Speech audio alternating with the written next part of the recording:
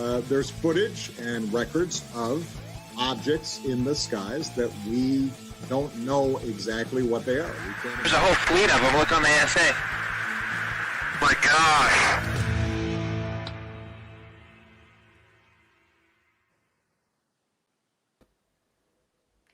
Hello, we are live, and welcome to A Brief History of Mystery, which I apparently can't say. A Brief History of Mystery, I'll pronunciate better.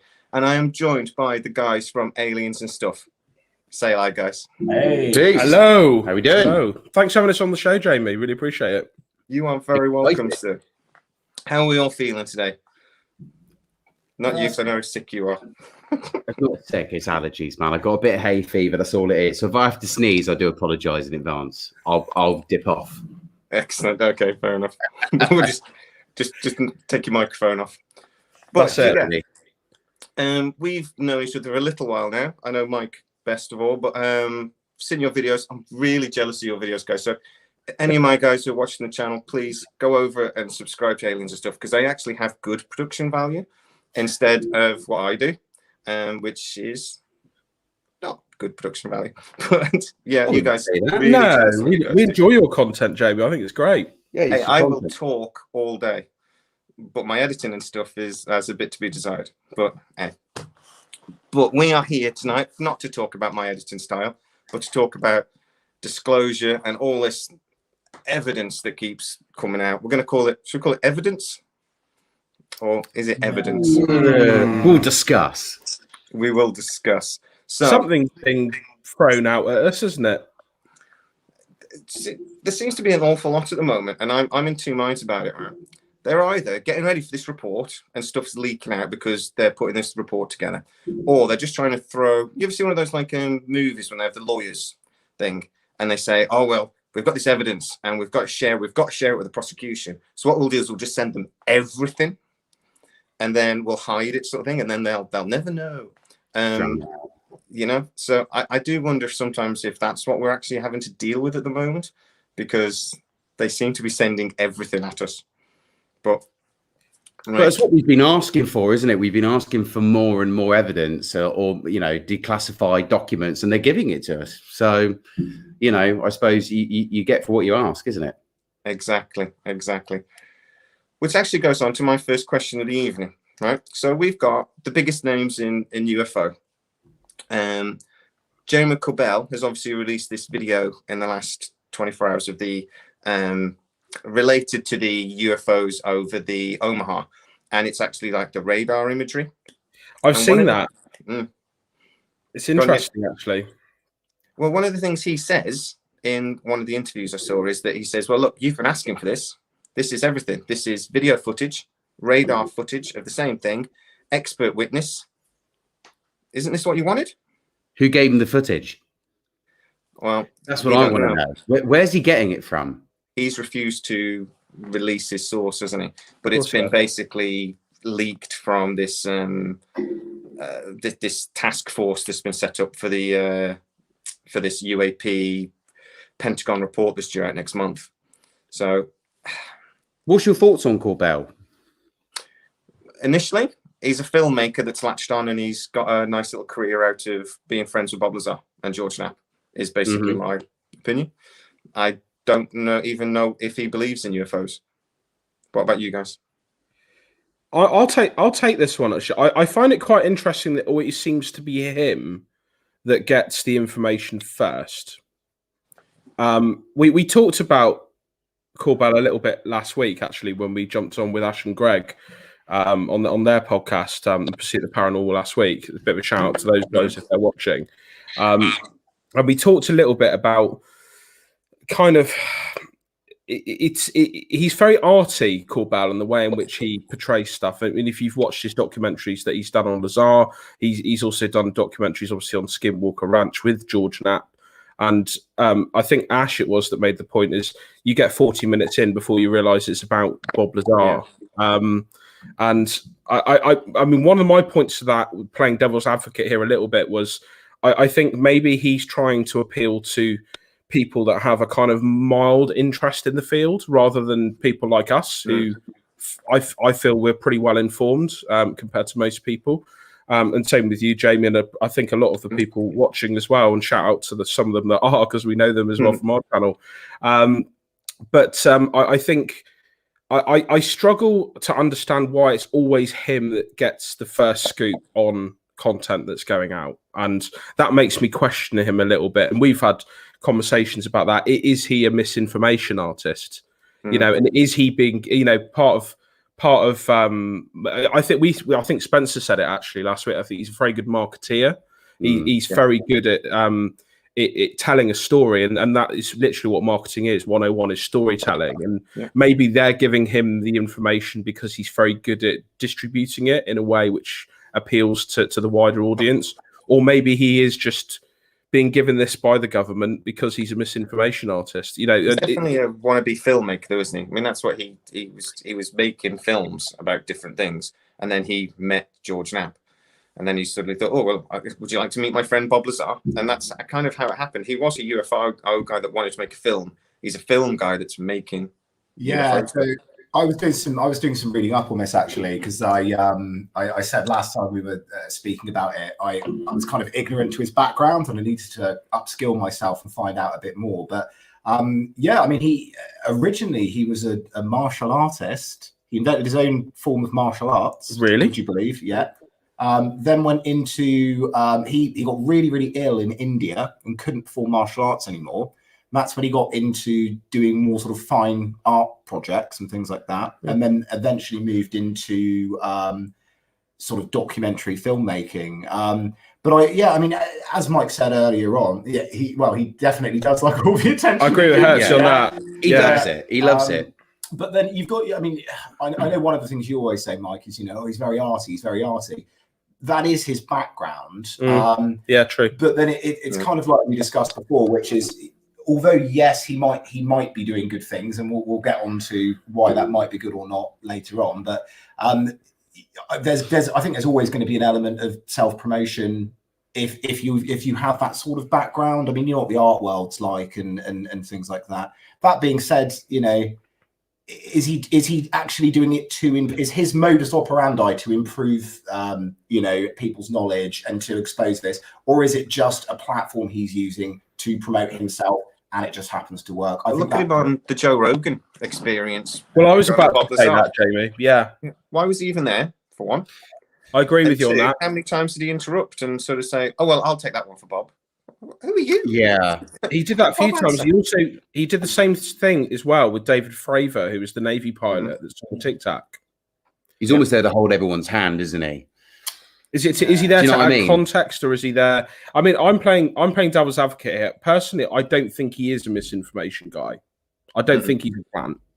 But I'm as Spencer said, and Tom touched upon, I don't know what his motivations are. I don't know, money. Yeah, but you can say that about anybody in this field. You know, anybody you get hold of any video, who goes on any, you know, podcast, chat show, Joe Rogan, are they in it for the money? Are they being paid? You know, and I think it's good to look at everything with a bit of skepticism for sure.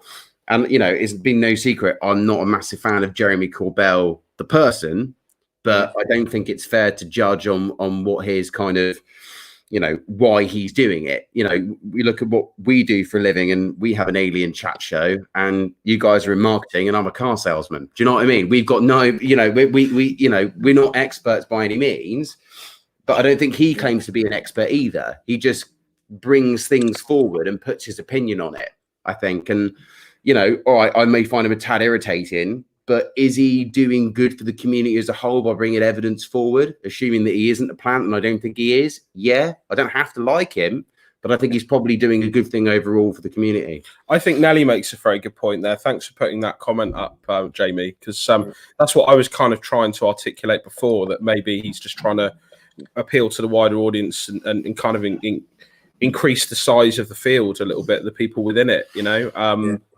And I think that's only a good thing. I mean, there's a lot of people that have been trying to get more people like Stephen Greer, which I'm sure we're going to talk about later. He's trying to get more people talking about it and into the field. You know, we've got our opinions on him, which I'm sure we'll touch on later. But anyone that's trying to get more people into the field talking about disclosure and ufology and aliens and anything like that, I think it's only a good thing. So maybe I'm doing a bit of disservice, but at the same time, though, there was that recent interview with Corbell and Knapp where they were almost scoffing at people's skepticism regarding the videos.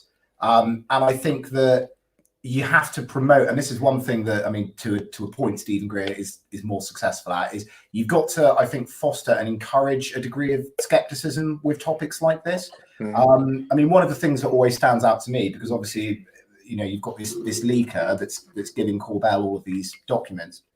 You look at how aggressively they pursued Snowden, for example, for leaking government secrets. If this stuff was high level enough and secretive enough, do you not think that they'd be able to crack down on who that leaker was? Do you know what I mean? They would, but I suppose that's why it goes through him. Do you know what I mean? Because But the government would be able to find out who that was. It wouldn't be difficult. No, but who's filmed? They haven't been targeted. You don't know, do you? The video that we've seen today that was filmed by somebody aboard the USS Omaha. It wouldn't be difficult to find out who filmed. And at the end of the day, they're an operating Navy, person. They're actually in service. So I don't think it'd be hard to find out who created the video. And from there, you create a trail, and you would find out surely how it got out. Yeah. It's not the only video to have been leaked. Before it was to Tom DeLonge and to the Arts Academy, to the Stars Academy, sorry. They got the Tic Tac video and the Pentagon, I was just about to get to that point, Nelly. Thank you. Is it a pre-planned leak, though? Is it a leak or is it sharing? Because if you believe Tom DeLonge, he had generals and things coming to him going, we want to get this stuff out there. We want you to do it. We want to do it. We need artists to get it out there. I would argue they've been doing that for 50 years through the movies industry, but thanks to the CIA. So was it leaked or was it released? Well, I think release, and I talked about this last week a little bit because the question was posed to us: why now? Why is disclosure now becoming a big thing? Yeah, and the point that we all, I think, agreed on when I made it was I think it's with technology improving and with more people being aware of the field as the years have gone on, going all the way back to the 50s and then forward, I think technology is getting to a point now where eventually there will be an event or a sighting which will be so big, so many people will see it, so many people will take a video or a picture or something audible that it will be too difficult to debunk. Yeah. It will be impossible for the government to, even with all that technology, in my opinion. So I think what they're doing is they're disclosing, to answer your question, in a planned, more measured way. And I think Spencer alluded to this as well. It's planned to kind of prepare us for it. Well, we have to be prepared for it. It's because it's going to happen. If we are being visited in whatever form, at some point, it's got to come out. So if you assume, let's say, you look at people always say that the mass sightings occurred from when we first let off the first atomic bomb, and that was kind of the catalyst to a lot of UFO sightings, etc., in the Second World War. And if we are going to colonize space in the next 20, 30 years, whether that be through SpaceX or whatever, people are going to see things. There's already tourists, booking to go up on the ISS and this, that, and the other. All right. They've got a lot of money and they probably get to sign a non-disclosure form or what have you. But eventually, when it becomes more mainstream, people will see things. And if that's going to happen in 10, 20, 30 years' time, you can't ignore it anymore. But you're not going to wait till the last minute. So, I think, the Tic Tac UFO, it was released. It was years and years and years ago. And everybody's no, it's not real. And then the Navy comes out and says, actually, it is real and we don't know what it is. Yeah, we've had the Tic Tac video 2-3 years, haven't we? But it was it's been quite a while. Filmed in 2004, 2014, 2015. All these videos have been stacking up for 15 years or so. Hertzy made a very good point. They're planning us for something, and that's what I think they are as well. I'm not sure whether I agree with some people like Greer's theory necessarily, which I'm sure we'll come on to later, about them being a fake UFO invasion. I'm not sure I can get behind that at the moment. I think that's just covering his own ass. So if it actually does come out, he can still spin money and make people believe things. Yeah. Oh, by the way, let's talk about the rivalry. Now. I would like to talk about the rivalry in a second, but just to get back to this thing about the release. Yeah. Do you think this is a new? Do you think this is something that's through the internet age they've realised, oh hell, we're going to have to do this, or do you think it's actually been a long-term plan? Because I think about films and TV and the media and all this for the last 50 years. And you know, there's that thing in the movie Paul with the alien, and they say, because they've been leaking images of me out for years, so that when you finally do see me, you don't freak out, sort of thing. Is there an element of that actually I think a lot of people, when disclosure does happen, and we're well past the thing of like a UFO landing on the White House lawn, that's not how it's going to happen anymore. It is going to be 100 people catching on their phones, sort of thing. But is this something that actually has been planned for 50 years, and they've just been getting to a point where we're so used to it, it's normalized almost, that we're almost sat there going, well, where are the aliens then? Why haven't they turned up already? So we won't freak out when they do turn up, because we're kind of already ready for it. We have just been through a world pandemic at the end of the day, and they did release the Tic Tac videos, and it wasn't even the biggest part of the news that day, was it? So I mean, that's something else to consider. Maybe we're just a bit desensitized to it. I mean, that's the word I'm looking for, desensitized. We're becoming desensitized. I mean, another point that I had about this is, I think especially people like us who have a real interest in the field, okay, we see a lot of crap from people within the field. There is a lot of people out there that are putting out fake UFO videos, CGI stuff. That annoys the three of us more than anything else. But maybe we've seen so much of that now we're having this conversation being cynical about actual disclosure happening because of how much crap we've been fed by other people over the years. Maybe that's not planned. Is some of that planned though? Well, could be. I mean, it kind of just jumping on one of the comments there from Nelly about, you know, are they controlling what we get to know, as in giving us crumbs in order to divert full facts? One thing that I always focus in on is, and, you know, think what you will about Stephen Greer and his, you know, alleged ideas that there's going to be some sort of Dr. Manhattan-esque attack in the future where it all gets blamed on aliens. That being said, he does talk about, you know, there being this sort of black ops shadow government in place, similar to people like Ted Gunderson, for example, after leaving the FBI. You know, there's plenty of people. So as I was saying earlier about, you know, they can pursue Snowden so aggressively, but they can't seem to figure out who this leaker is. Well, could that potentially be deep state interference feeding us stuff for more nefarious purposes? We don't know, but it's a question I think that it's worth asking.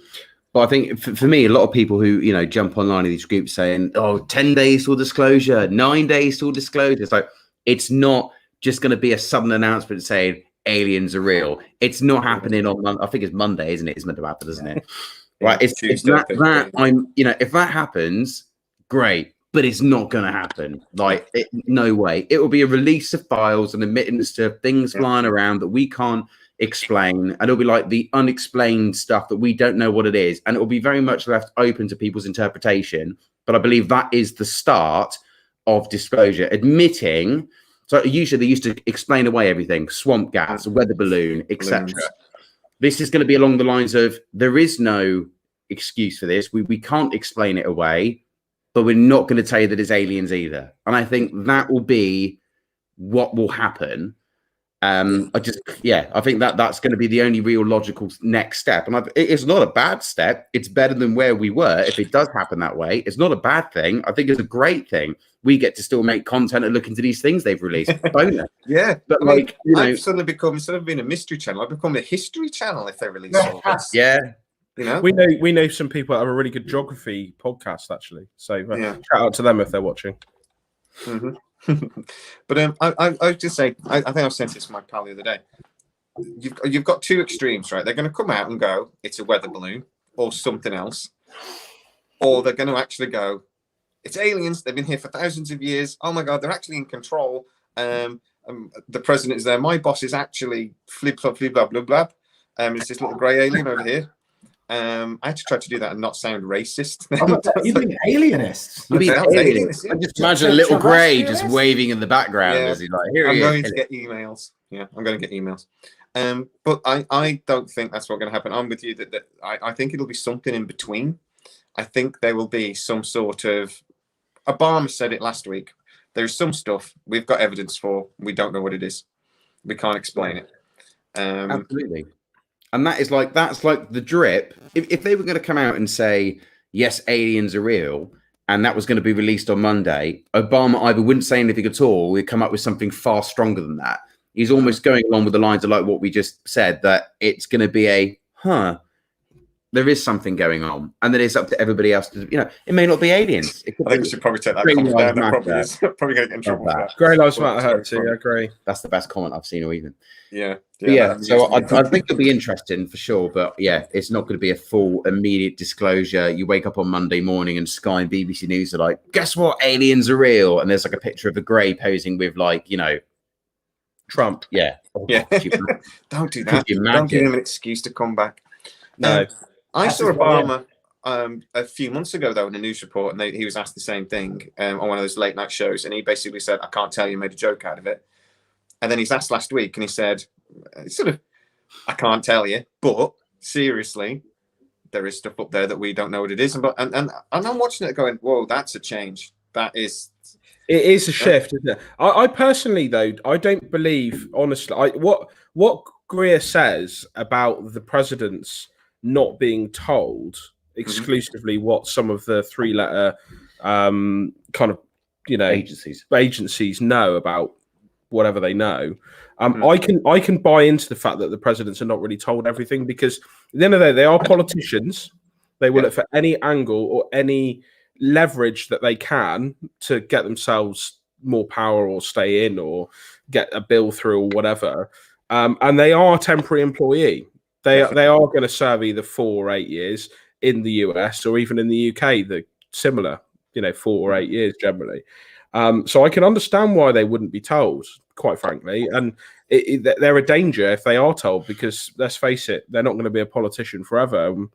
They might be sitting on the beach one day with all of their nice, publicly funded security suddenly gets taken over by a load of people like us, storming them, going, right, tell us about UFOs, and they might break one day. So I can completely see why they wouldn't. You look at that, the Occupy Area 51 movement. Yeah. That went well. That was the stupidest thing. The memes were incredible, though, weren't they? I think everyone can agree with that. I think I love the way they were running, with their arms back. So good. Yeah, it was incredible. I just like seeing all the soldiers there, like cocking their rifles, going, "When, bring it." But nothing happened, did it? So I was gutted about that. I love the there's a let's do it again. Why not? Coming out going, don't forget this is the desert. Please take water, because a load of them hadn't. Oh yeah, you're all going to die in the desert. Please don't. That's what makes the community sometimes like looked on as such a negative light. Yeah, it's just a bunch of idiots sometimes, I think Nelly's got a good point there. Trump would have been like, yeah, man, it's all about aliens. I know everything. Before he was banned off Twitter, he'd have tweeted it.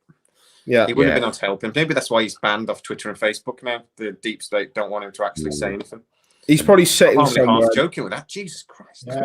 He's probably sitting somewhere now in the depths of Reddit or 4chan with a fake name going. That's what I can imagine Trump being like now. We're talking about this being a long-winded plan, though, as well, or a plan that potentially goes back 50 years. And I think about the Robertson Report at the end of the sort of the Washington flap.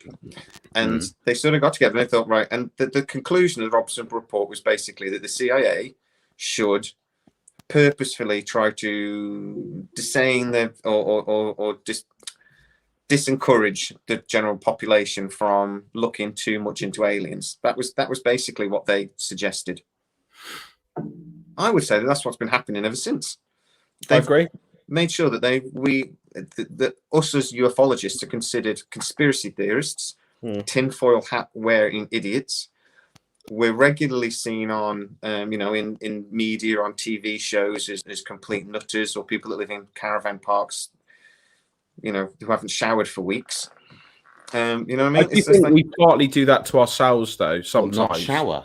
Well, I shower. Yeah. But no, I'm not talking about the people that are genuinely serious about it, like us, and a lot of people watching this as well. I think they're fine, but I think where there might be misinformation people on the side disclosing stuff, they might chuck a couple of idiots into our community and get them to just make themselves look like complete idiots to make a mockery of the rest of us. And I'm wondering whether that's something that happens a little bit. There's something to be said about a divide and conquer mentality, isn't there? It'll be easier to manipulate what gets out. Yeah, if you've got legitimate experts muddled up with the crazies, George Esukalis or something. I love it. Not saying it was aliens, but it was aliens. But it was aliens. The term conspiracy theory it was coined by the government, wasn't it? The CIA. CIA, to make things seem disingenuous, like literally make people seem like they're in the crazy camp, you know? Yeah. And they throw it out for everything. I've joked earlier about becoming a mystery channel and have to change to the history channel. And then I look at what's going on with COVID, and we did a video really early on about how it was probably released from Wuhan. And now I'm looking at it going, oh my God, I might be right. Like, I've got one right. I feel like Mel Gibson in the conspiracy theory movie, you know, and he's just like, you keep throwing out conspiracies, and then one of them's right, and somebody's going to come knock on the door and arrest me. And, you make a point about Hollywood, though. I mean, I think they have a. I think they've made a mockery of our community hugely, really. I think a lot of their funding and tax breaks and things come from. Let's do that. Look at the Steven Spielberg movies. He would be a Greerite, I think, that aliens come here and they're all peaceful and lovely, and that we shouldn't be worried about them. And then look at every Jerry Bruckheimer alien movie, and there's probably a Tom DeLonge fan. I think it's on purpose. I think it's on purpose with all the videos that we see and all the fake CGI videos that we see come out. Some of them in the groups that we're in are appalling. I mean, I know you're in this a lot of the similar groups to it, and some of these CGI is so blatant. And I wonder how many of the people commenting on it who are bots probably going, "Oh wow, look at that." I mean, are they not seeing the same thing that we are? I mean, I'm wondering whether there's, you know, I mean, it happened with elections. There's a lot of bots on Facebook and any social media channel kind of commenting on stuff, you know, either confirming it or denying it, and that, you know, the consensus is the one that often gets heard, isn't it? At the end of the day, so yeah. Some of the ones that actually do annoy me, and I do get angry. I actually did a video once, and I faked a UFO image really badly. I purposely did it really badly, and then I talked about it for about 15 minutes. And I put it on a couple of groups, and a couple of people went, "It's just light. It's just there." And I did say to them, you know, not one person asked me if I faked it. Not one person. It was like a polite thing. I was like, nobody asked me.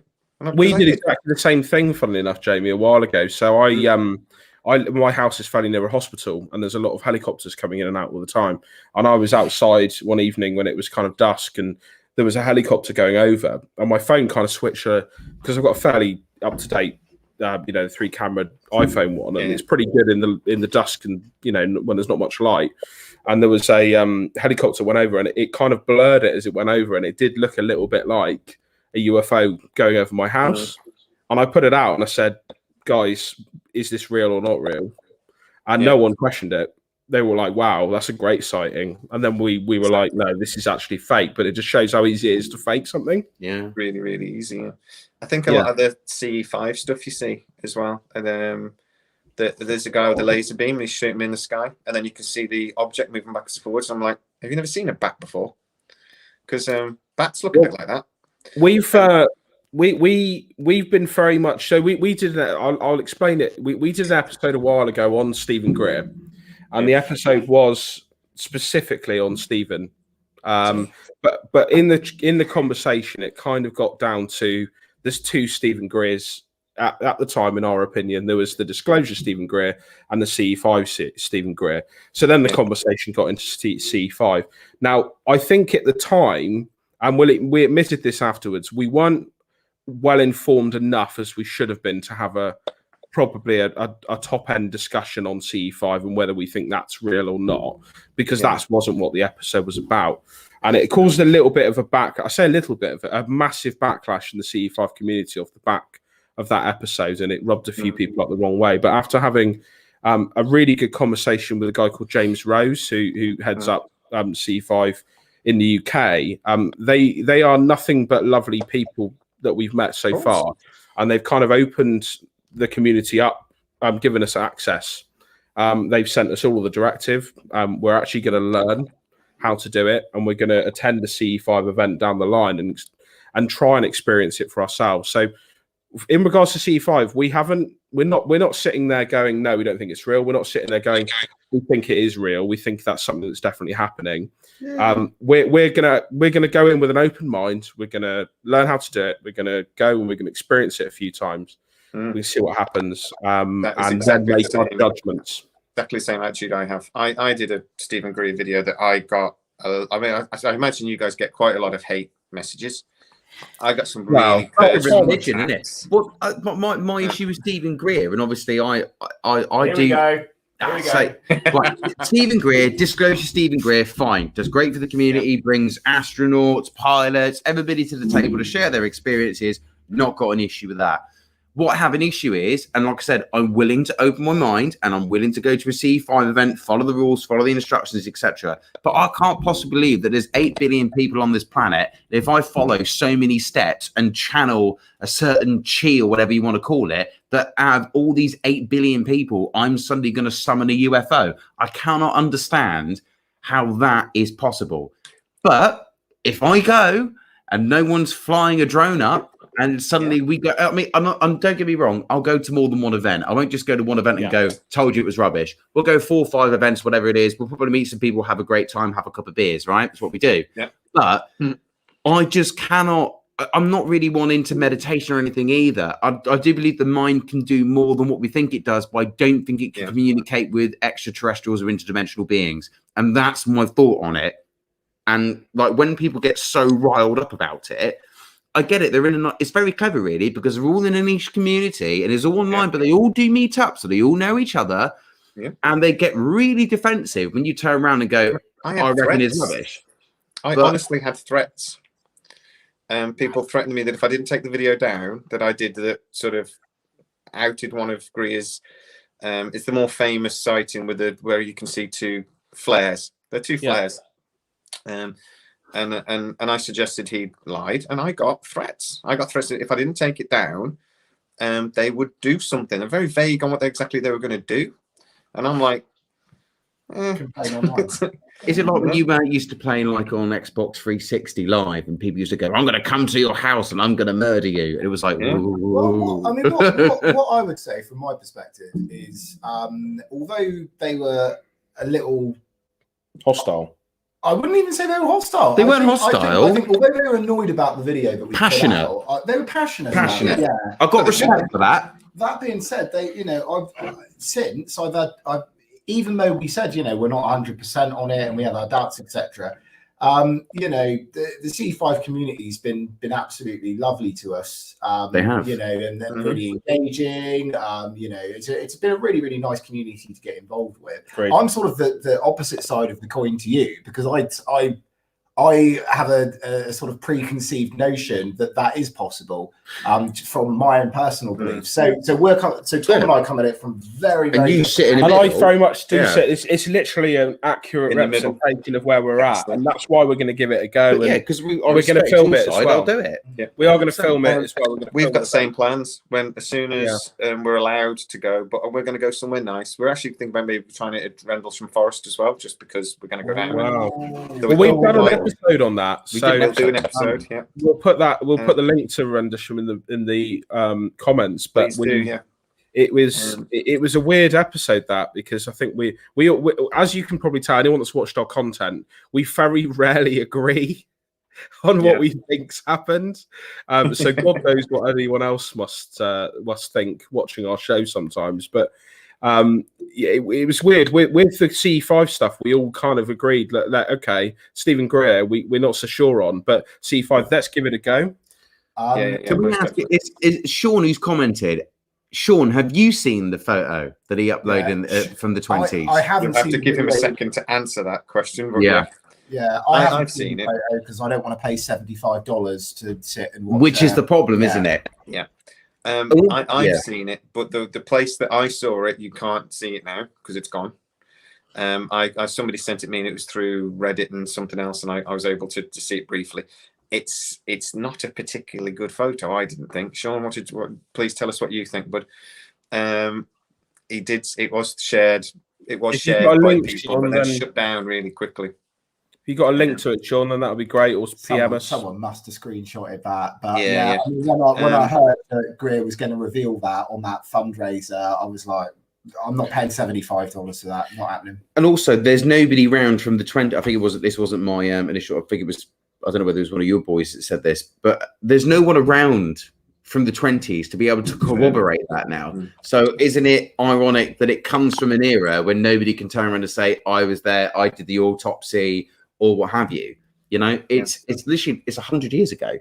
I think you've got to look at it as well from the angle of, if it is a genuine photo, why lock that behind a paywall? Why gatekeep that? In my opinion, that's the other angle on it. Thanks, Sean. See, if you can put a link into that, I'd love to see it and chat about this. If we can pull it up. We're being cheapskates. We don't want to pay Stephen Greer $75 to see something. It's not wanting to see it and pay $75. I don't want to give $75 to him. You haven't got his app? I'm shocked. No, I'm not paying $10. No, it's right though, because I'm not going to get into it because I'm going to irritate the CE5 agreement again. But this is my point. It's all about like being open and sharing and caring and being one and making people aware of what's going on. But you've got to pay £75 or you've got to pay £10 for the app and everything else. And it's like, come on, we've got a week though, right? But I've made that point in the Stephen Greer show, and I made that in his favour. I was like, look, if this is his sole occupation full time, he needs to make a living. And you're like, yeah, but he's a millionaire. And I'm like, yeah, but you don't know what people's outgoings are and what their cost of living is and everything else. And obviously he does travel around, give speeches, whatever. But I do think his tax returns, so I do tend to suggest that his outgoings aren't very big. And his incomings are quite large. His last one was 95% profit on one of his events. Was it? Am I right in thinking, Jamie? Was it you who? I remember you rumbled. It is for you guys. Oh, hope you can view it.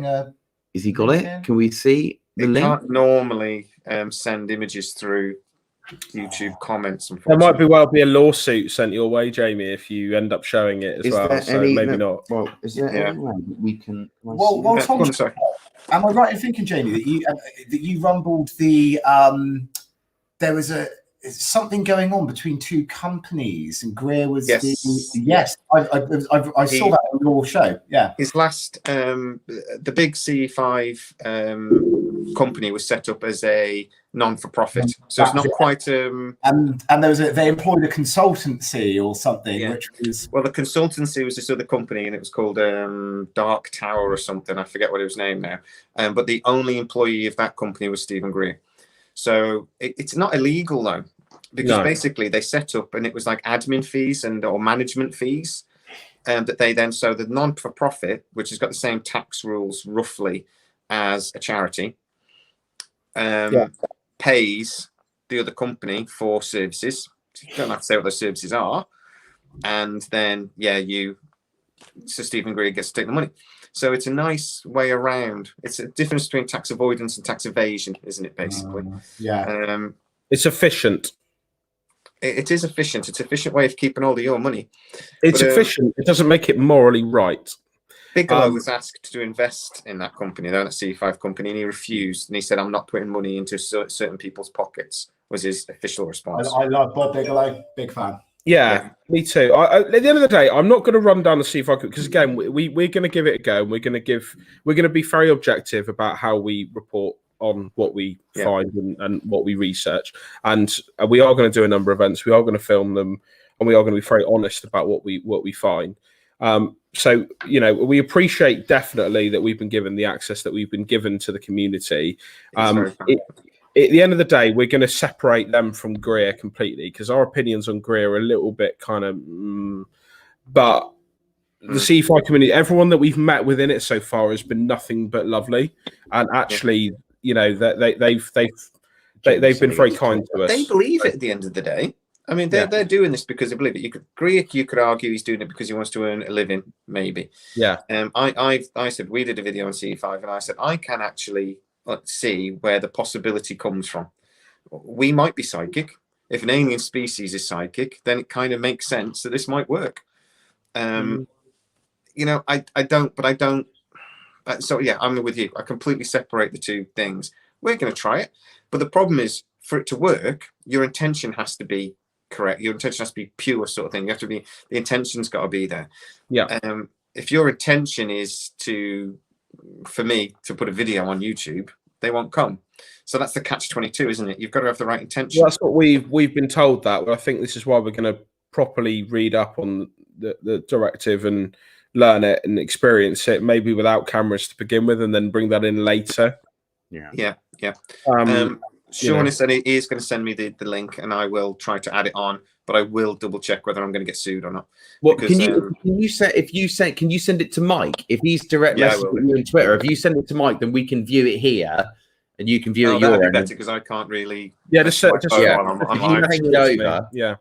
You don't need to get solicitors involved or anything. Then. Yeah. No, exactly. No, they sue you. I'll give Alien and Stuff's contact details, and any solicitors involved go straight to you. We've got our legal team. It's fine, Jamie. We'll deal with it. Excellent. It's messing with Greer and messing with Scientology are two things I don't particularly want to do. Oh, no, Tom. I'm not Tom Cruise, so yeah. Okay. I've got no money, so they're not interested in me, so it's fine. If we quickly go through a couple of these guys and a couple of the, because we've got are they puppets, or are they, really, or are they just loyal government employees? So a couple of names. George Knapp. Let's start with him. What do you think? Do you take this one? Oh, I love George Knapp. So do I, by the way. From back in the day, Coast to Coast AM, etc. Massive fan. But it's as I said earlier on, when I heard him and Corbell scoffing at people viewing things from a skeptical perspective, I think, and it bounces off the back of Greer as well, which is that, you have to be skeptical unless you're being skeptical of what I'm telling you, and it's not even about what they're presenting. It's about skepticism around where they're getting it from, what are the intents of the people who are leaking it to. There's lots of questions. I love Knapp. I don't want to say anything bad about him because he's he used to be a bit of a personal hero of mine. But I do think now he's mixed up with Corbell. Yeah, it's hard. It's a hard one. Do you know what? I'm the same as Spencer. We did an episode on Skinwalker Ranch, which is one of our most watched videos, actually. If anyone wants to watch it, wants to check it out, and subscribe to Aliens and stuff. Sorry, was that too much of a plug? It was, yeah. Sorry. No, you're fine. But we did a lot of research. We watched Corbell's documentary. We looked at what George Knapp had on it, etc., etc. And I actually messaged George Knapp on Facebook with our episode and said, George, we've done an episode on Skinwalker Ranch. I really appreciate your feedback. And he actually messaged me back, and he said, "Yeah, great. I'll take a look. Thanks for sending that over." And I thought that was nice of him. He didn't have to do that at all. That was big of him, to be fair. Corbell, by the way, I did the same thing with. Had nothing back from the guy. So. Yeah, you haven't got enough subscribers. You get 100,000 subscribers, he'll respond. Of course he will. Yeah, because he might get an interview and a bit of exposure. But what I like George Knapp fully. But there was one thing that he's done that makes me question him a little bit. Okay, and this was about what was that element that element 115? Element 115 that Bob Lazar talked about a lot. Yeah. That allegedly he had a piece of that he'd stolen from, and there was that tape that George Knapp had of him videoing element 115 being experimented on. Okay, probably if that tape existed, one of the most important finds in this field in the last whatever. And George Knapp somehow managed to misplace it. Wasn't it Bob that misplaced it? No, it was George. It was George. Well, I thought it was Bob. Bob taped over it, didn't he? He taped the Golden Girls on it or something. I agree with Jeremy here. It was definitely Bob. And George kept asking him for it, and Bob kept going, I'll find it. And he did find it in the end, didn't he? They found it, luckily, for the last documentary. Corbell was looking around. I don't know I know he was looking around. I don't know if that was the same video. Or It's just and then it's only the last 10 seconds of the experiment that's on that we can see. and you don't see anything. It's a hockey puck with some smoke going over the top of it. Yeah, you don't see anything. I think George Knapp is like absolutely fine. I think I don't have any issues with the guy. I think what he does is great. Obviously, he made his like break into ufology with via Bob Lazar, but legitimately via Bob Lazar. You know, he got him to come out as opposed to have his, like, I think Bob's first ever interview was all blacked out, voice changed or whatever. It was in the van. But, I mean, you know, we are talking many, many decades later since that came out. And all right, well, maybe he's being pushed a little bit and he wants to make a bit of extra money. So he comes up and does a few extra films and stuff. And there's no harm in that. No. You know, with the whole Bob Lazar thing, he's never changed his story. All right, he's latched a bit onto Skinwalker and stuff, but that's about it, really. You know, I don't think he's never come out with anything that, you know, we've talked about Rendlesham Forest earlier and before, and you've got things like Pedersen and Burroughs who every like change their story, add to it all the time. And Bob's never changed his story, and George has been with Bob the whole way through and has never manipulated him to change or add anything. And that's why I don't have a problem. Well, no, we know because something would have changed. Yeah, okay. Do you get me? So the proof's in the pudding. So at the end of the day, I have no problem with George Knapp. Rather than Corbell, it's all about the money. Also, but then I don't mind. I don't know. With George Knapp, though, I would say he's a reporter. And I think, I suspect he found a story that gave him some notoriety and he's stuck with it. Yeah. You know, I would ask you a simple question, then, yes or no. Do you actually think George Knapp believes in UFOs? Does he believe aliens visiting Earth? Yes. I don't think he cares either way. Okay. I get what you're saying. What you're saying is he's latched onto the whole Bob Lazar thing, and therefore, you know, and he's stuck with Bob and he's done other stuff. But I think if he was all about the money and everything else, he would be trying to get Bob to add things. And I do think Bob can be easily led. I think possibly, yeah. Looking at the call-ins, for example, on Coast to Coast AM, when people used to ring in about things, there was many an occasion where he would disagree with them on the air. I think if he didn't believe, he wouldn't have as many critical opinions about the subject matter. I think that's a good point. Passionate about it. I'm going to pick apart what you said a minute ago, Jamie, slightly into two parts. I think I agree with you that I don't think he went into this, that he followed the story of Bob Lazar in the first instance. And I think you're right. Maybe he didn't care whether they existed or not. But I think as he's now a member of the field or a member of the community, in my opinion now, I think he's learned more and more and more as people have come forward. And I think as much as it gives him the ability to put out really good stories, because he's a journalist and that's his job, great. But I do think he has a belief in it now as a result of all the evidence that he's been able to clear. He seems to believe, or he seems to talk about things to me that just seem almost silly, though, like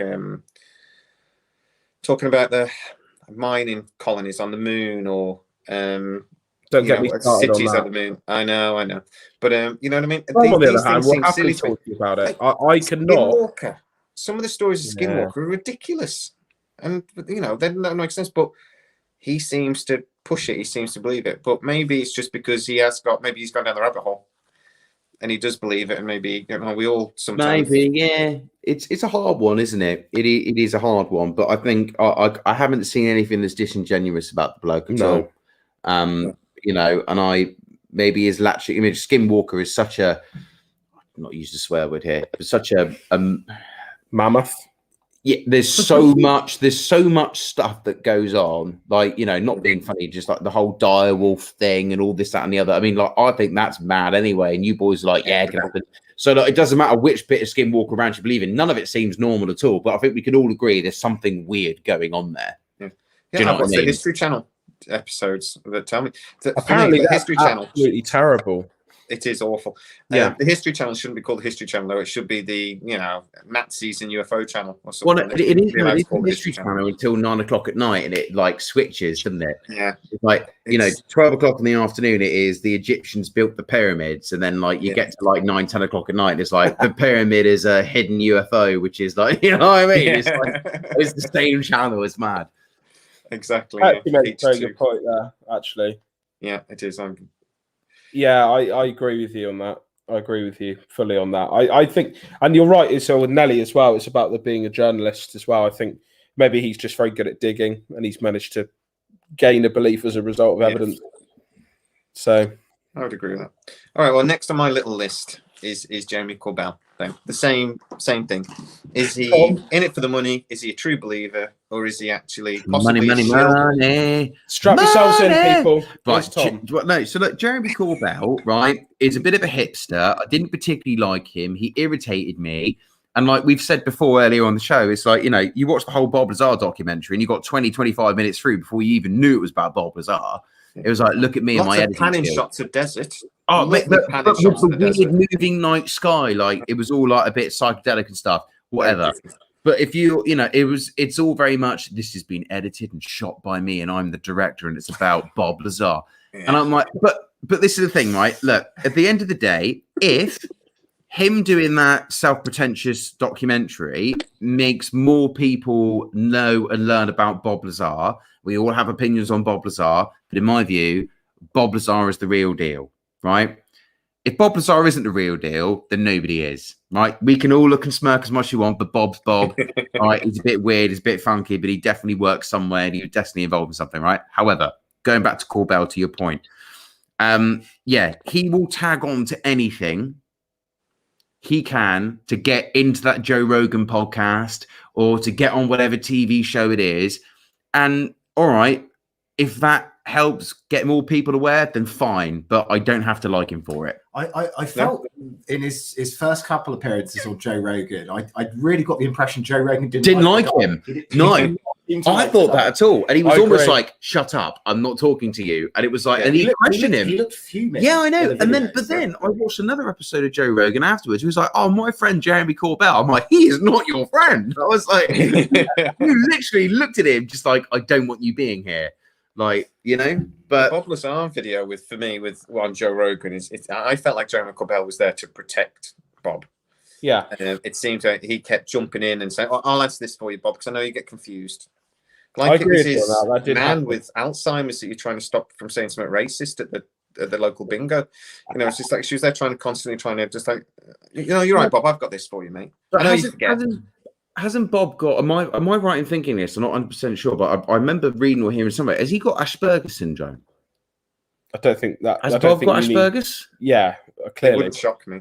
No, but what I'm saying, but maybe he's there because literally he doesn't want him to go off on a tangent about. Maybe he's just there to keep him in line. That's me backing the guy that I don't like up here, but I'm just trying to give different views. Still don't like him. No, Hertz, I think I've actually interviewed one or two people that I'm not certain weren't aliens. So I agree with Hertz on that. Yeah, I think we maybe one of us are. You never know. Hey, it could be. Hey, well, a lot of them we could be Nordics or something. I'd be prettier if I was a Nordic, though. I think probably, but definitely tall. I've got blue eyes. I definitely have more hair if I was a Nordic. Yeah, it's going. We're in the same boat. When we make the decision to shave it off and finally go for it, let me know. We'll do it together. All right. All right, mate. I'm on board with that. I'm with you guys. I think Jeremy Corbell, like I said at the start of the stream, he's a movie maker. He's not he's found a market. And he might not believe in it, but he loves being on the telly. I've seen him in the interviews today, almost jumping up and down, going, I've got what you asked for, sort of thing. And I'm just thinking, you bellend. But right. Yeah. So he's trying to show as many people as he can how many shit tattoos he's got. And that's what kind of, I mean, don't get me wrong. If I was Jeremy Corbell, okay, and I've got access to all of this amazing footage, Spencer said the same thing last week. We'd probably be the same. I'm not going to lie. We'd probably revel in the fact that we got all this attention because we're one of the first people putting out content. It's brilliant, but we probably would do it in a way where we would have the community's best interest at heart. You know, we want to tell the truth. And I think because of the fact that he's kind of got self-interest for maybe his own brand or, you know, his videos getting bought on Amazon as much as it's possible, I think maybe that is what makes people question him. Well, like I say, I do this YouTube channel because I'm interested in the subject and I love talking about it and I love talking to other people that have similar interests. It's a hobby for me, though. It's not. I don't ever expect to make money off it. Same as us. Corbell seems to come across to me, like I said, he's a movie maker. It's his career and he wants to make movies and he's found a niche. But All right, then. We'll go with Stephen Greer then, just quickly, though. Is he, Quick. again, real deal? I'll let Spencer take Employee? this one. Go on, what do you think? Or is he just a shill? What is he? Tell me more. So Stephen Greer, Disclosure Project, etc. Great, love it, well done. Modern Stephen Greer, whether he's telling the truth or not regarding CE5. I mean, obviously we had a bit of beef from the CE5 community. We also had a lot of beef from anti-CE5 people as well, saying, why didn't you talk about the flares? Why didn't you talk about the non-disclosure agreements, et cetera, et cetera, et cetera? So we've had it from both ends. All I would say on the matter is that... Had it from both ends. Well, yeah. Not today. No, yeah. It's too early for jokes like that. But no, Definitely be sore. What I would say is you know, regarding this stuff, whether he's telling the truth or not, I don't agree with gatekeeping. I don't agree with locking things behind a paywall. And I get that he has to make money, but you know, ultimately, if he does have actual evidence and he's restricting people from viewing that to make some money, he's not doing it right, in my opinion. No. So that's just my take. You know, whether he is telling the truth or not, say what you want, but you shouldn't be gatekeeping stuff like that if it is legit. That's my opinion. Especially as one of the things that he preaches is that he wants to get 1% of the planet doing CE5 to essentially calm the rest of us down. Yeah. Okay. Now, if he's then Communism, as far as charging I'm us all to concerned. do that, 1% of the planet, okay, how many? So 7 billion people roughly on this planet, is that right? Mm-hmm. Yeah, so 1% of that would be 7 million. 700 million? Yeah, it's a lot. Okay, It's a so lot. if all of them paid $9.99 for the app, yeah, Stephen Greer is going to have a very nice penthouse somewhere that he's going to be able to meditate in.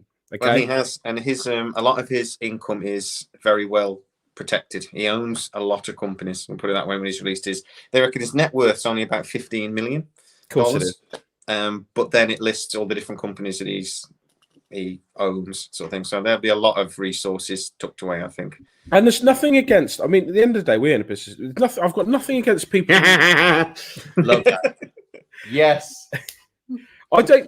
Yeah. I mean, you know, I've got nothing against people trying to make money, but not when you're being a hypocrite about it. Don't say, "Oh, I'm trying to get as many people meditating and practicing CE5 so the planet can be a better place for all of us and all our wonderful people." 1 minute, and then try and charge people the next. It doesn't make sense. And also, I think. Go on, sorry. I think he believes anything. Mm-hmm. Now, all right. Obviously, like we said earlier, he brings forward loads of astronauts, whatever, pilots, haven't got an issue with that. Great. And then, obviously, I'm the CE5 thing I'm not on board with, but he will literally believe anything. What's the name of that chap who believes that he was like some medium for extraterrestrials and this, that, and the other, and he spent his life out in the galaxy, and then he was age regressed. Which one's this? I've not heard about this. Oh, I've not heard about that. I can't remember his name now. There was the chap related to the Philadelphia experiment. No, not him. Oh, yes, No. But who had a No, there's. You know? This is going to irritate me. I have to wish you boys what it is. But there's a guy that has this crazy, wacky story about how basically he's been chatting with aliens and this, that, and the other, working for the government, all like the proper crackpot story. But the reason why he can talk about it in his 40s is because he was age regressed back to like the age of 30. Nellie's right. That's what I was trying to get at. Yeah. But it's like he backs that, and I cannot get on board with stuff like that. But he's like, yeah, and there's evidence, and I'm like, what evidence other than this bloke saying some stuff? At the same time, I've experienced things which I have no evidence for.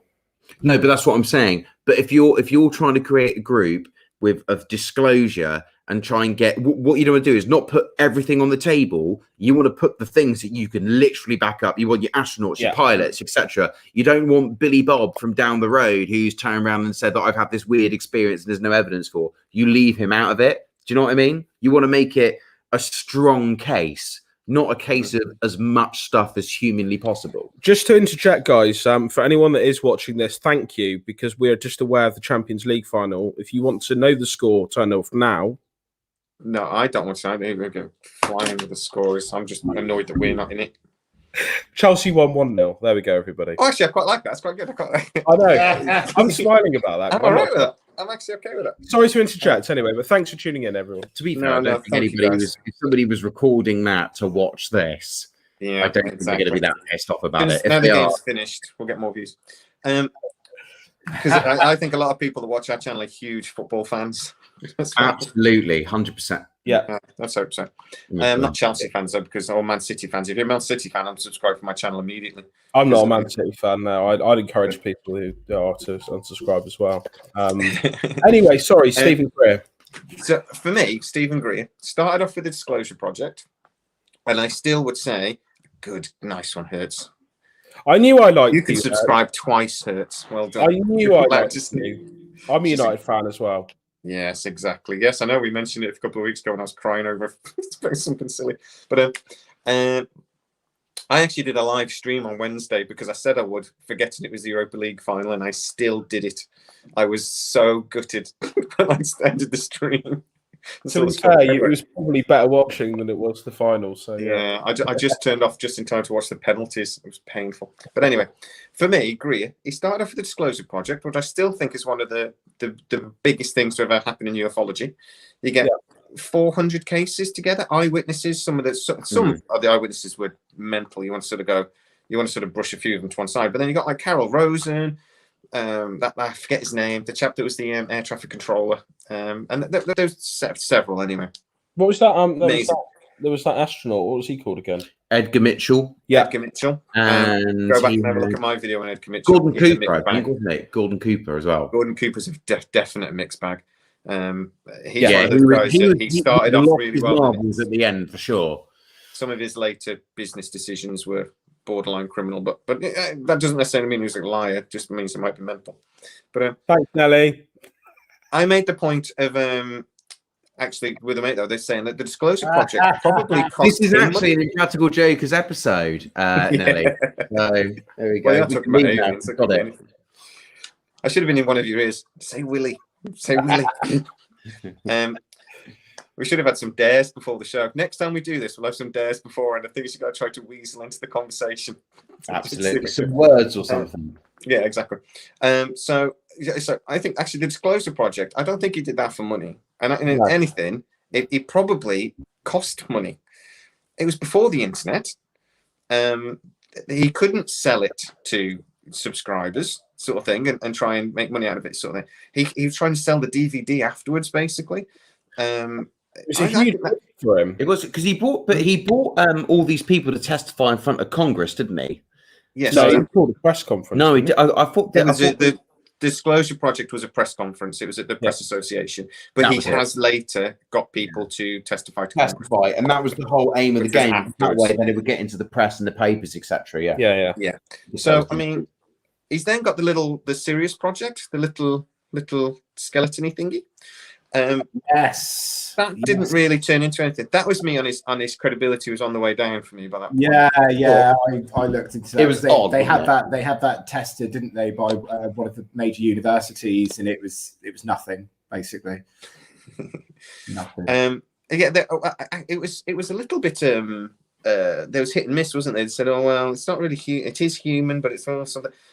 But he seemed to go about it the right way, I think was the point. And with the film he did, he seemed to actually generally go, "Well, I'm going to give it to the experts, and we'll see what happens." And the film was all very but he seemed to go about it the right way. Yeah. He then come out with CE5, and I think some of the YouTube videos and things used to promote it were faked. And I'm not too worried to say that, to be honest. I genuinely think they were faked. I think there's enough circumstantial evidence. I've got to be fair to him. It's circumstantial, but there's enough circumstantial evidence to say he faked it. My colleague that I normally do videos with did say, though, because yes, but if your intention is to make a video to advertise the CE5, the aliens won't come. So he had to fake it. And I'm like, that's been really generous. I mean, that's seriously generous. I can't. NY Tags made a good comment there. And the comment before. The comment was awesome. Going on what you were saying there, Jamie. I agree. I suppose it's hard to sell something that you can't show. So maybe there's something in that maybe he had to fake it to make it. Okay, so all right, I'm going to chip in here. My opinion. Let's get fussy. Go. If Greer is in communication with extraterrestrials and the extraterrestrials are concerned about us destroying ourselves, and part of the reason that they need 1% of people to practice CE5 is to show that the planet has become enlightened enough that they can make contact with us, why would the alien entities, if that is their goal and their MO, refuse to be photographed?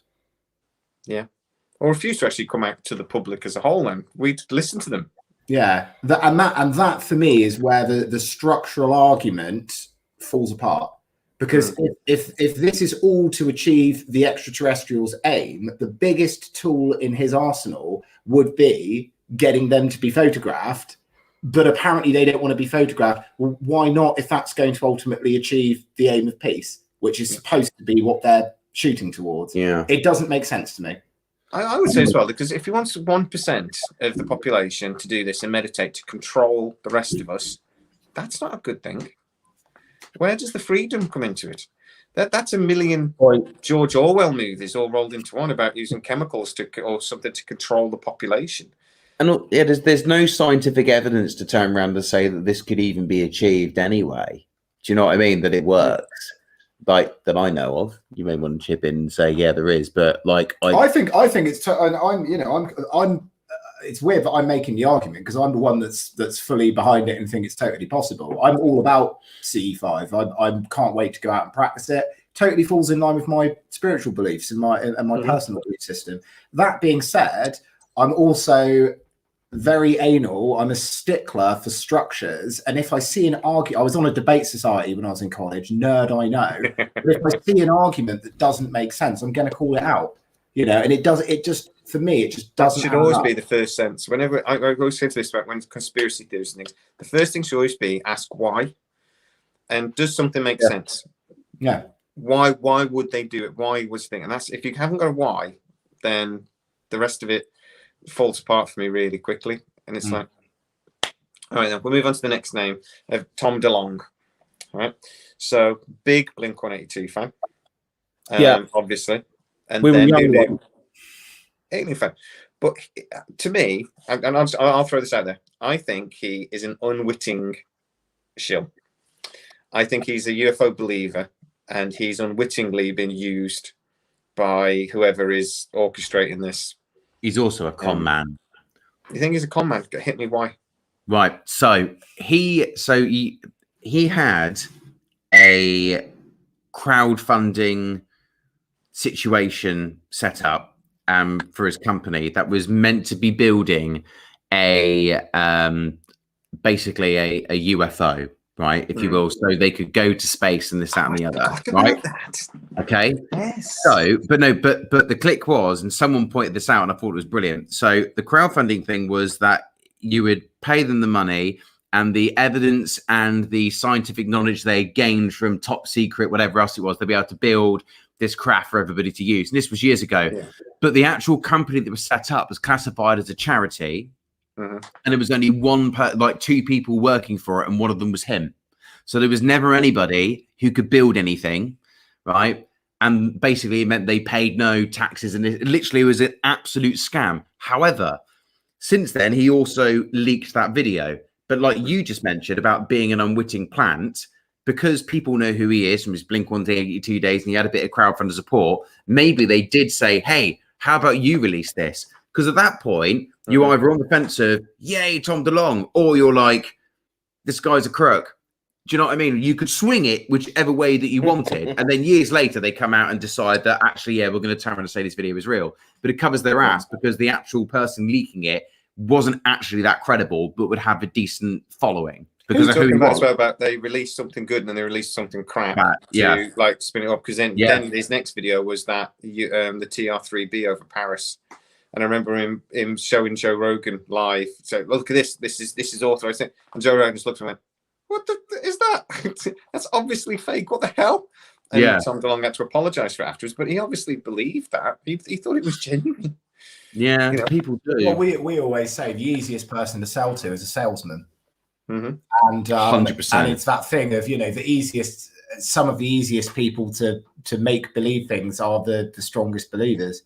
So I mean, you could look at it from that angle. He's sort of dropped off the face of the planet a little bit, though, recently. Yes, well, the company's in trouble, Hmm. so that's one reason why. They put up a bunch of shares, didn't they? And they didn't sell any. I think they put up about 50 million quid's worth, and they barely scrapped one. But also, I mean, the next name on my list, actually, Louis Elizondo, they've left now, the TTSA. Him, the Simon, I forget his name. They've all left. They've said, well, Tom DeLonge is very much into the art. That's great, but that's not what we're here for. So they've left the TTSA. Why do you think that if it's, let's just say hypothetically the government gave Tom these videos to distribute, okay, why him? In the public name, it was a name people knew. Following. Okay, yeah, Demographics. but he's not the biggest name, is he? No, but he was known for leaving the band because of his like interest in ufology. Yeah. He was an absolute UFO nut, and everyone who was a Blink-182 fan knew it. But he's not. He wasn't particularly relevant, which is why. Well, no, Angels and Airwaves was quite big. Yeah, but if you ask right, you ask 100 people, how many people would have heard of him now? Yeah, I would say a fair few. It depends on it. Like I said, it's the demographics. Younger people know who Tom DeLonge is, or at very least they know what Blink-182 is because it was a big band. I mean, Yeah, no, it was. My age group, it was a huge band. You know, it's like How old are you, Jamie? Wrong side. 43. Thank you. So we're the 10 years below you on that, pretty much exact. But they were massive when we were younger. Yeah, exactly. Huge. But I think you go another 10 years back and you say to somebody in their 20s now, you know, Blink-182, they probably be like, who?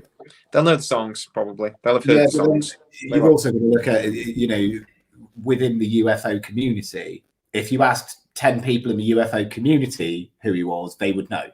Yeah. But surely if they're passing him leaks to get out to the wider audience, it's not just the UFO community that they're targeting. No, but surely they would do. You're looking at as they well, would go to. But this is years ago.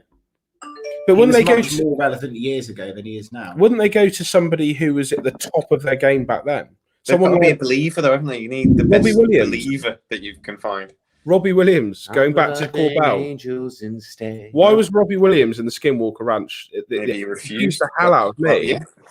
But you know, You've also got to look at though, and I don't want to knock Robbie because I love Robbie. Who doesn't? He's a national treasure.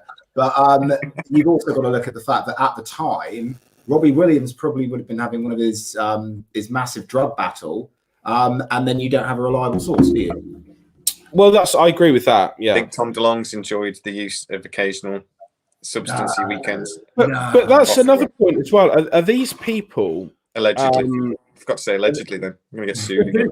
But this is a point, isn't it? And I don't want to get controversial here, but quite a few of the people that are being fed this information do have a history with drug abuse. Yeah. Look at this week. I'm gonna gender them properly. Demi Lovato this week has come out as what's she doing again? What are they doing again? Sorry, Makes no sense in that. But we're not getting into that. Well, there was is it a documentary or something like that? They decided that they would like to host a show, and by they I mean Demi Lovato. her. There you go. No. You can't even describe the sentence properly. It's not English. I won't do it. She's going to do she's going to front a show. I don't. It's going to It's going to front the show. Sorry. It's going to front the show. Which is going to be UFO related. Well, Well, no, they. You have to use no, because they. Who's they? I have no freaking clue what you're talking about. Who's they? And I think I might leave it. Let's move on. I feel like we're in dangerous territory. I feel as soon as you start using, you're not sure what adjective to use or connective to use, you're in dangerous territory. This is not proper English. Tom, moving on. Louis Elizondo. I'll change I'll change everything I learned at school. So let's move the conversation on. This is my channel. You're going to get took off YouTube. So thank you. Louis Elizondo, right? So Greer's been throwing knives at this guy recently. I have not seen Greer throw knives at him. What's going on with that? Very recently, he did a Facebook video, and he was accusing him of being a disinformation person. There was some argument over a lawyer that Greer used to work with Greer and his team, that is now working with the TTSA and directly with Louis. And basically, there's a big rival between Greer and DeLong, which I think is possibly faked, because everybody loves a bit of. It loves a bit of. Here's something. A lot in the early YouTube years, you used to get YouTubers pretending to have like arguments, and it was always fake. I remember they did it between Limp Bizkit. This is how old I am. Limp Bizkit and Eminem. They pretended to have an argument. I remember that. It got YouTube hits, and it got people talked about it. As you know, Jamie, we're currently doing a series on hip hop conspiracies. I'm a massive hip hop aficionado, and this happens all the time in the world of hip hop. Exactly. Fake beefs to drum up. You only got to look at Eminem and Machine Gun Kelly recently. Yeah, it's all to generate sales and listens. Exactly, because people love an argument. I'm always telling my mate when I do YouTube videos, argue with me, because people will like it. So don't be nice. That's actually why we've had a lot of feedback about our channel, and obviously the three of us bicker quite a lot about our opinions on some of the things that we cover. And one of the things that people like is the conflict, actually, which is quite interesting. People like conflict. Yeah, so we don't put it on, by the way. Ours isn't artificial. We genuinely bicker. It's because you're like a married couple. There's nothing wrong with that. A throuple. A married triad or whatever. A throuple. We're a married throuple. Yeah. A throuple of guys. Just a throuple of guys. Just a throuple of guys. Well, exactly. But Louis Elizondo, to me, he comes across as somebody that obviously his history was he was the director of ATIP. And he used to work for the government. There's some mums know about how actually important he was in that program. He left basically saying that if the government's going to ignore these threats or pretend they're not happening, then that's no good for the Defense Department that he worked for. So that's why he quit the government and started working for TTSA, which he's now left. Whenever I see him on there, he comes across a bit overexcited. Don't get me wrong, and he comes across. He's a character. He's a character. That's a good way of putting it. Thank you. But he's definitely believes. I think he believes what he's saying. And he actually has insider knowledge that we might, if we get to see this report, which I'm going to ask you about in a bit, if we get to see this report, he's already seen that info. It's one of the reasons why he potentially left the government, because that info wasn't getting out and he was getting frustrated. So what do we think with this guy? A shill? Or is he a disinformation person like Greer says? I don't know. Well, he's very recently claimed to have had a load of emails deleted. Someone got in and sort of hacked in, and he thinks that was a government operative. It's there's definitely like you say, it's a legitimate belief. It's a legitimate belief there. Whatever you'll say. Yes, there will be. I remember that. I'm old enough to remember that, Nelly, unfortunately. Bye, bye, bye, bye, bye.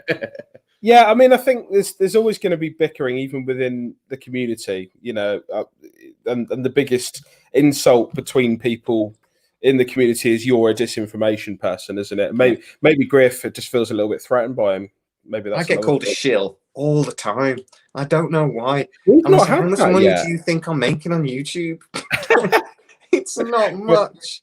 When we can become as successful as you, Jamie, okay, then we'll wait for those comments to come in, but we haven't had any yet, luckily. Oh, I get accused of being a shill every time I got a chance for that now.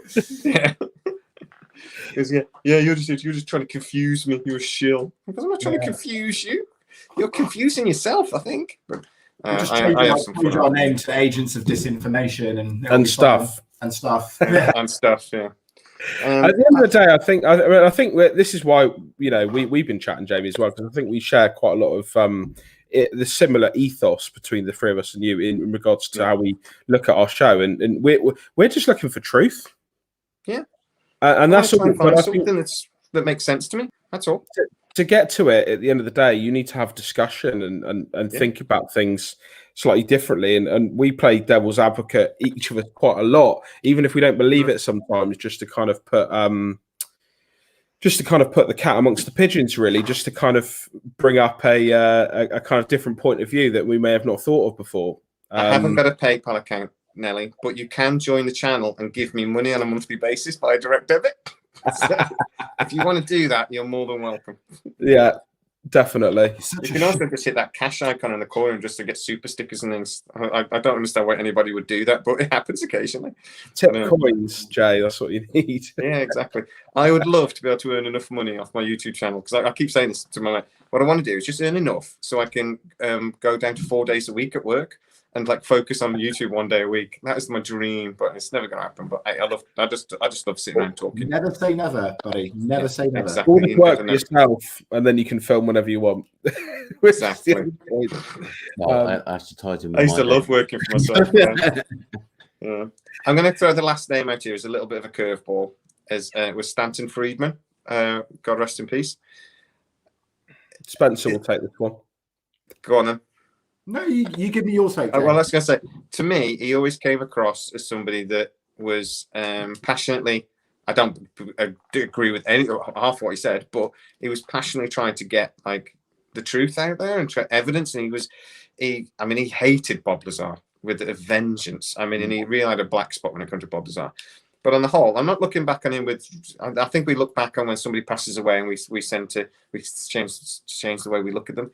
But to me, he was always like the sensible voice, the logical voice.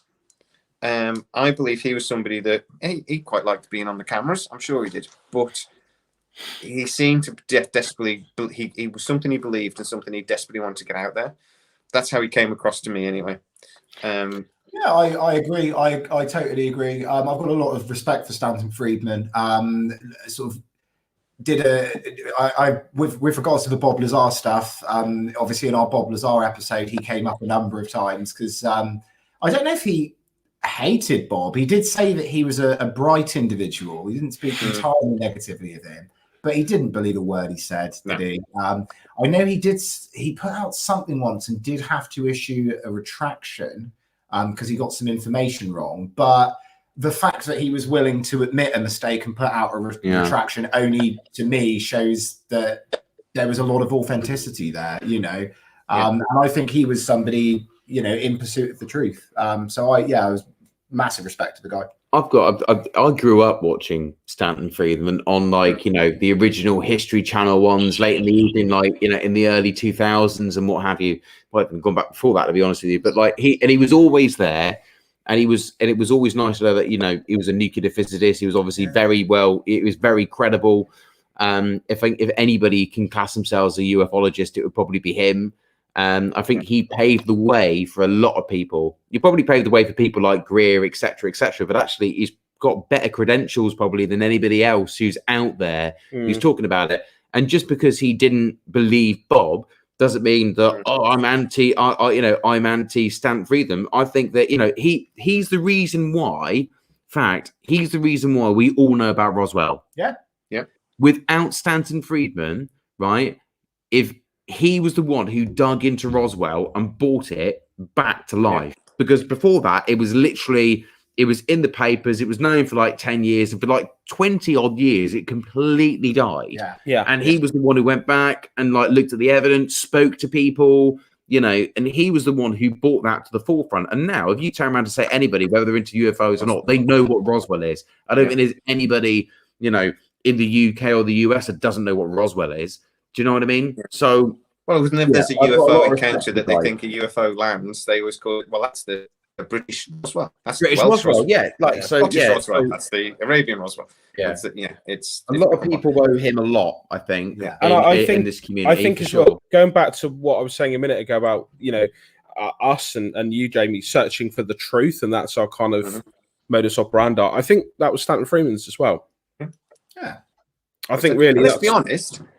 There are reasons not to believe Bob, whether you believe him or not. If you are really honest and you look at the story, there are problems with this story. Spencer brought a lot of them up in the episode that we did actually on Bob Lazar, and you know he did some fantastic research. Spencer did into this, but watch the episode and you'll see what he was talking about. Because I know you're the same, Jay. You know, you look at it and it's like sometimes you believe him and sometimes you don't, and then you know your opinion is transient, it can change.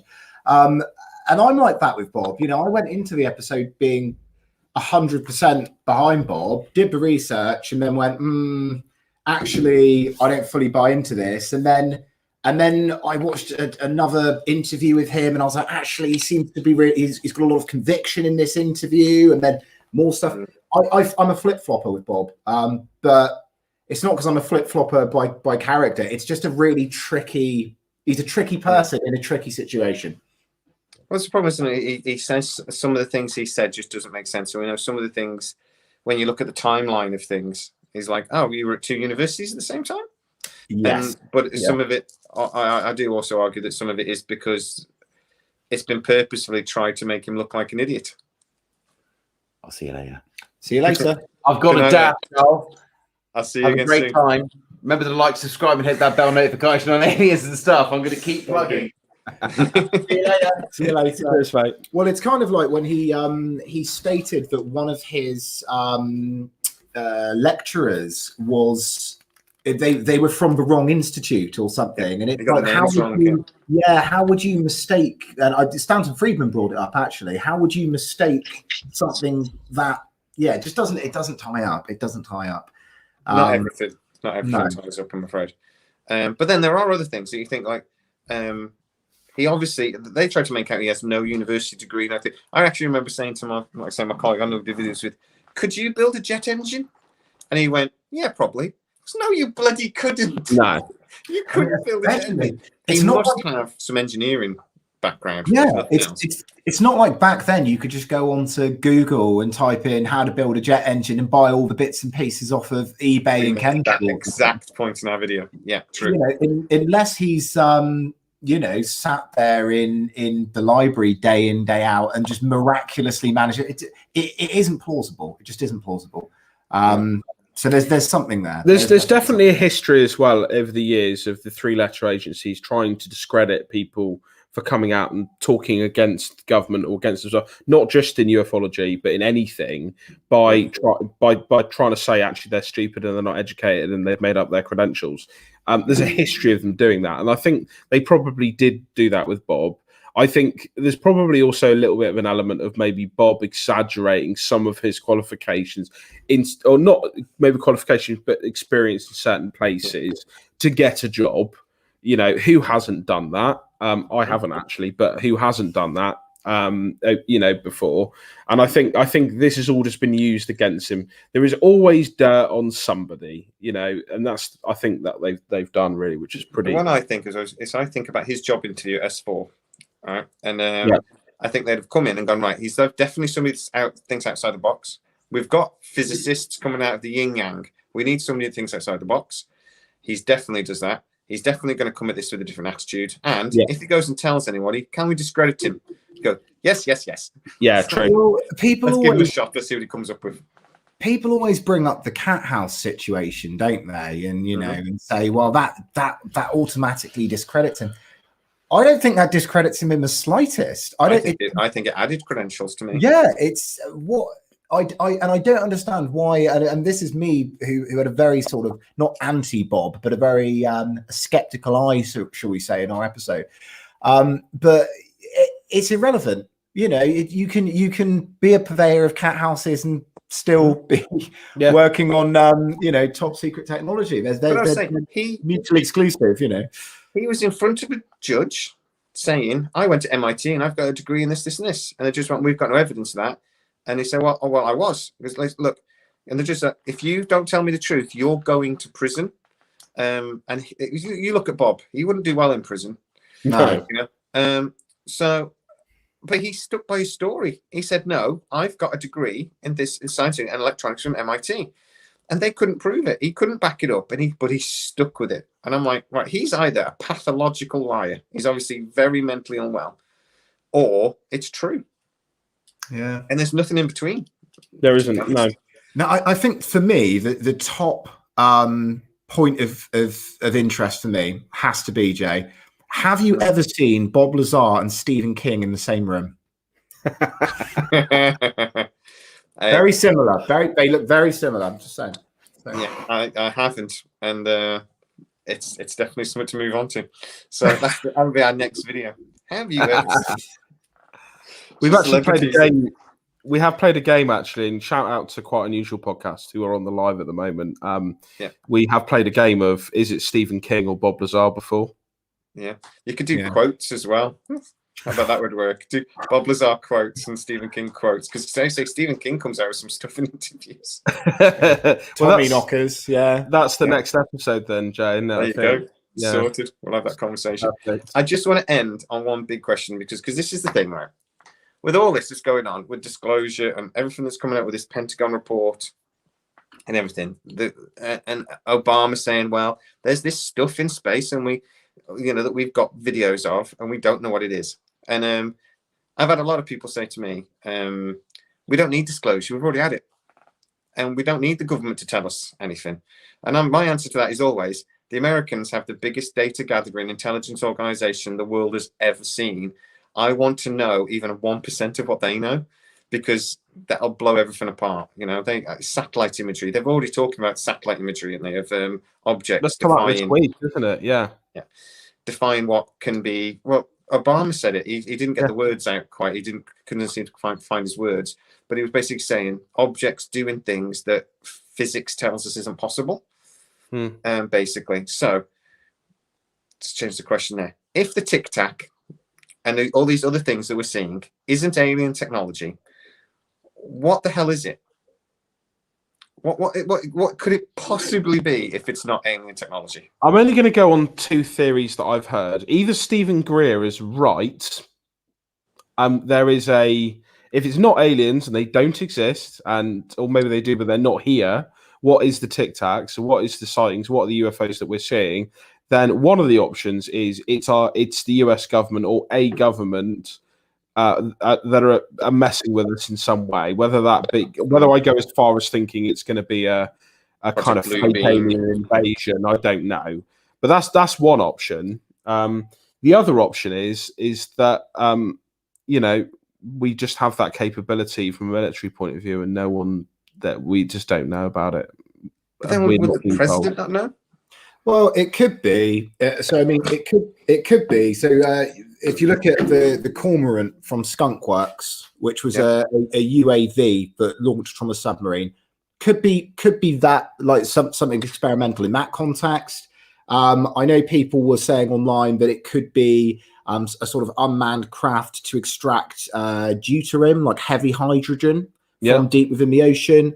I've seen some fantastic theories about it being a hydroelectric vehicle sent out from Hollow Earth, or deep underwater military bases. You had me at Hollow Earth. I'm sold on that one immediately. But yeah, I mean, there's been lots of theories around what they could be. You might need to change your question, Jamie, because would you, if it is the case, okay, hypothetically, that there is another race that lives in the ocean that have always been here, and that's who it is. Can you refer to them as aliens? Not if they've been here as long as. I mean, I did a video not long ago, top 10 alien species that visited the Earth. Yeah, and one of them was we said like the reptilians. Yes, and I sort of did that video a bit tongue in cheek. I said the reptilians, but actually I can't call them aliens because apparently they've been here forever. Exactly. Maybe we're the aliens. I mean, that's another thing that's been meted. Well, alien only means stranger, doesn't it? Yeah. Really, if you break it down. So by definition. Yeah. And that's the point. That's another thing. I mean, there's a lot of. David Fravor, who was the Navy pilot, who was on Joe Rogan, who filmed the first Tic Tac video, as it were, that came out. I think was that in the San Diego area? He didn't actually film it. If the full story was that he went out and saw it. That was it. Yeah. And then he came back and told somebody else basically, and then they went out and went, right, if you're going into this area, keep an eye open. It was the second person that you aren't identified that actually filmed it. That was it. But he said that he was speaking to other colleagues within the same kind of what's called them, regiment or group. The same sphere. The same sphere within the Navy. He'd been flying in that area for a number of months. And they had, a lot of them had reported also seeing them, but also seeing them come out of the ocean. Yeah. Well, this is what they talked about recently, isn't it? About the submarines potentially tracking objects traveling underwater in hundreds of knots. Yeah. And a knot isn't a mile an hour; it's 1.1 miles an hour. So if you're talking about 150, our submarines can travel at about 20 knots, and that's a nuclear submarine with basically as much horsepower as you can muster. I mean, even some of the fastest boats that you can get, and even some of these massive power boats can be got to like 40 or 50 knots. 40, 50 knots, yeah. You know, that's like the ones without all around resistance. That's literally the surface. Yeah, Tom, as Tom just mentioned, thank you for joining us again, Tom, even though you've left the room. USOs, but I mean, I don't know. It's hard to grasp your head around the fact that there could be another race living under the ocean or inside our planet. So I don't know. For me, I've not seen enough evidence of it. We've had mythology of that forever, though. I mean, the Atlantis myth. You've got the Disney version of the Atlantis myth. I can't get behind Atlantis at all in my head. Yeah. I honestly believe that there could have been an ancient civilization. This is way off topic. There could have been an ancient civilization, probably maybe like the Roman Empire, that at the Younger Dryas event was wiped out. Sea levels rose dramatically, not quite as dramatically as some people suggest, but and we still live mostly at the coasts. So if there was any major cities, it could have been wiped out and it'd be under a ton of mud now. But would they be called Atlanteans? We don't know that. That's just a word we use. But I do believe there could have been an ancient, but it's not the Disney version with flying machines and domes underwater and stuff. No, that's nonsense. We were already talking about the Eye of Sahara earlier on today, actually, and that was jolly interesting. But yeah, it's something I, to be honest with you, I need to do more research into. I haven't really put a massive amount of my own time into it. I do think the Eye of Sahara is very interesting. Yes, yeah. We've done we've actually started doing a kind of ancient aliens and stuff, if that makes sense, where there's going to be a few episodes that come out intermittently over the next few months, which are going to discuss some of the more ancient theories. We just there's our latest episode that Spencer has just literally finished editing, put out, which is about the pyramids. And there's quite a lot of disagreement on the team about the pyramids and how they were built. And I kind of one of my points on this, I don't think we give the ancient civilizations enough credit. Yeah. So then we say, well, they can't have built that because we can't build it. Well, okay, how arrogant is that to start off with? They're better with tools than we ever were when we are now. Build it anyway. Yeah, do it with hand tools now. They're just better with hand tools than we were. Ultimately, and I think you could apply the same thing to Atlantis. There might be some amazing city somewhere which was submerged because of the water coming up, but as you say, it's not the Disney version, is it? No, but we're going to explore some more, some more stuff about that as we go through the next few weeks. Troy was lost and slipped into myth, and then we found it. And it became history. So I just wonder with the Tic Tac and stuff, if these are man-made, then that is a technology that's been used to power these vehicles that we've not seen anything like it. There's no comparable technology that I can think of. There's no rotor blades. There's no sort of internal thrust. There's no thing. These things apparently glow silver. It's like I can't understand it. The only thing that I can come close to is the Salvatore Pay patents that came out a few years ago, and that's why I say I think we're being set up for a trap. And I keep saying this on my channel, and I'm hoping somebody, at least one person, listens. All this government stuff is being released. There is no way in hell they're releasing it without an end game, without a plan. So, and then you see the Salvatore Pay patents, which seem, a lot of scientists, nuclear physicists will come and say, well, that's just gibberish. but the US Navy fought hammer and tong to get those patents authorized and approved. Why? There's got to be an end game. And that's why I really asked the question about, if it's not alien technology, what the hell is it? Because we haven't had a hint of what that technology is.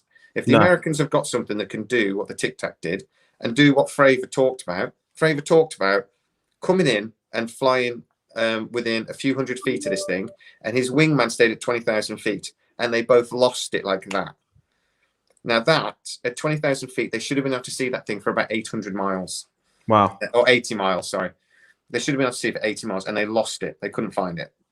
If you're right in behind something and something turns fast, you might lose it. If you're 20,000 feet above it, you don't lose it. You just slowly, even if it turned it into an accelerator to Mach 3, you just watch it go over the horizon slowly. Yeah, you would. Yeah.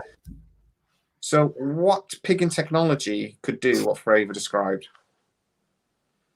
He described looking at it like it was a ping pong ball on a glass, shaking it, and that's how it moved. And it moved in this freaky way, sort of thing. And well, you were saying earlier on about the things not lining up with our understanding of physics, and I know from watching some of your shows before, you talked about quantum entanglement and things like that briefly. But I think for me, could it be something that we're never going to understand? They always I'm trying to think if it wasn't a fable, but it was a story someone was telling me a while ago about the sheep to the shepherd, to the Lord, to the king, which is that the sheep is not going to have any concept of what the king is or the Lord is, only really what the shepherd is. And Hertz makes the point as well. Agree with that comment. Yeah. It's but I mean it might be so mind-bogglingly complex, whatever it is, that we're never going to be able to truly understand it as laymen. And maybe what they're trying to do is naturalize us to this phenomenon.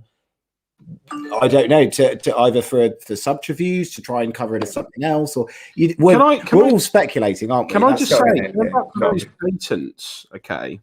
If it was so secretive, why would they bother applying for a patent for it? That's the point, isn't it? It's why would you put a patent there when actually you are perfectly? The U.S. Navy holds the most secret patents on the books. So they have a patent, they have a patent number, but then it just says secret, withheld, sort of thing. They could have done that, but they didn't. They put it in the public. That's pretty misinformation-y, isn't it? It's pretty much, yeah. I mean, the definition, isn't it? You can always look at the definition for misinformation, and that would be Salvatore Pay's photo next to the dictionary. It's a weird thing to do. If it's that secret, why bother doing it? I mean, that's pointless. I mean, unless it's a theory and they're worried about.